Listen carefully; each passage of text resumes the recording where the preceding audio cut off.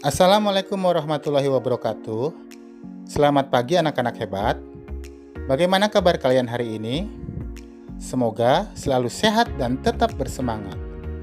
Hari ini kita akan membahas muatan pelajaran IPA kelas 6, tema 1, subtema 2, dengan materi perkembangbiakan generatif pada hewan.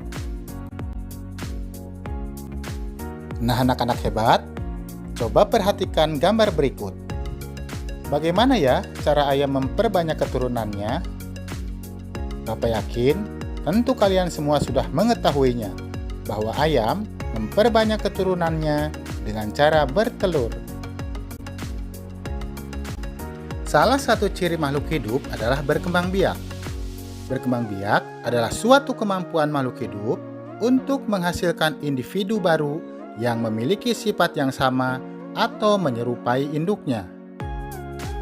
Adapun tujuan makhluk hidup berkembang biak adalah untuk mempertahankan hidupnya agar tidak mengalami kepunahan. Sama halnya seperti tumbuhan, hewan pun bisa berkembang biak dengan dua cara, yaitu generatif dan vegetatif.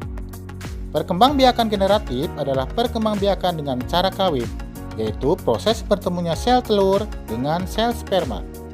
Perkembangbiakan ini disebut juga dengan perkembangbiakan seksual. Sedangkan perkembangbiakan vegetatif adalah perkembangbiakan tanpa melalui proses perkawinan dan pembuahan. Perkembangbiakan ini disebut juga perkembangbiakan aseksual. Anak hebat, selanjutnya mari kita mengenal cara perkembangbiakan pada hewan. Untuk pertemuan kali ini, kita akan membahas terlebih dahulu materi tentang perkembangbiakan generatif pada hewan. Perkembangbiakan generatif pada hewan ada 3 macam, yaitu ovipar, vivipar, dan ovovivipar. Mari kita pelajari satu persatu perkembangbiakan tersebut. Pertama ada ovipar. Ovipar ini berasal dari kata ovum yang artinya telur. Jadi, ovipar adalah perkembangbiakan hewan dengan cara bertelur. Pada telur, setelah terjadinya proses pembuahan, yaitu bertemunya sel kelamin jantan atau sel sperma dengan sel kelamin betina atau ovum, maka akan terbentuklah embrio. Embrio ini akan berkembang di dalam telur yang dilindungi oleh lapisan cangkang. Kemudian, induk hewan akan mengeluarkan telurnya. Induk hewan akan mengerami telurnya dalam jangka waktu tertentu. Selanjutnya, telur akan menetas menjadi hewan baru yang memiliki sifat yang sama atau menyerupai induknya. Proses pembuahan pada hewan ovipar ada 2 macam, yaitu pembuahan internal dan pembuahan eksternal. Pembuahan internal adalah proses pembuahan yang terjadi di dalam tubuh induk hewan betina. Sedangkan pembuahan eksternal terjadi di luar tubuh induk betina. Berikut adalah beberapa ciri dari hewan ovipar. Yang pertama, tidak memiliki daun telinga. Kedua, tidak memiliki kelenjar susu sehingga hewan ini tidak menyusui anaknya. Dan yang ketiga, tidak melewati masa mengandung dan melahirkan anaknya. Contoh hewan yang berkembang biak dengan pembuahan internal adalah burung, ayam, penyu, angsa, dan masih banyak yang lainnya.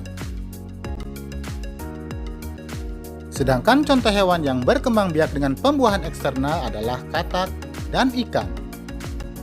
Sedangkan anak-anak hebat, mari kita lanjutkan pembahasan berikutnya tentang hewan vivipar. Hewan vivipar dikenal juga dengan nama hewan mamalia atau menyusui. Vivipar adalah hewan yang berkembang biak dengan cara melahirkan. Sel telur atau ovum akan dibuahi oleh sel sperma dan akan tumbuh menjadi embrio. Embrio akan tumbuh menjadi janin di dalam tubuh induknya. Induk hewan akan mengandung selama beberapa bulan dan melahirkan anaknya. Lamanya masa kehamilan berbeda antara setiap jenis hewan. Ciri-ciri umum hewan vivipar antara lain mempunyai daun telinga, tubuhnya ditutupi rambut, memiliki kelenjar susu sehingga menyusui anaknya, dan melewati masa mengandung dan melahirkan. Contoh hewan vivipar antara lain kelinci, kucing, sapi, harimau, gajah, lumba-lumba, dan kelelawar. Lumba-lumba merupakan hewan mamalia laut, sedangkan kelelawar merupakan hewan mamalia yang bisa terbang. Jadi, kedua hewan tersebut juga berkembang biak dengan cara melahirkan atau beranak. Selanjutnya ada hewan ovovivipar. Ovovivipar adalah hewan yang berkembang biak dengan cara bertelur sekaligus melahirkan. Sekilas, hewan ovovivipar hampir mirip dengan hewan ovipar. Namun yang membedakannya, telur pada hewan ovovivipar akan disimpan di dalam tubuh hingga menetas. Setelah menetas, barulah induk hewan akan melahirkan calon anaknya tersebut. Beberapa ciri hewan ovovivipar antara lain, telur berkembang di dalam tubuh sang induk, tidak menyusui anaknya, janin yang ada di dalam telur mendapatkan makanan dari cadangan makanan yang sudah ada di dalam telur. Saat mencapai usia matang, telur menetas di dalam tubuh sang induk dan anak pun keluar dari tubuh induknya. Contoh hewan ovovivipar antara lain kadal, bunglon, ular boa, kuda laut, ikan pari, dan hiu. Anak-anak hebat, demikian pembahasan materi kita hari ini. Semoga bermanfaat, tetap semangat dan jangan lupa belajar. Sampai jumpa. Assalamualaikum warahmatullahi wabarakatuh.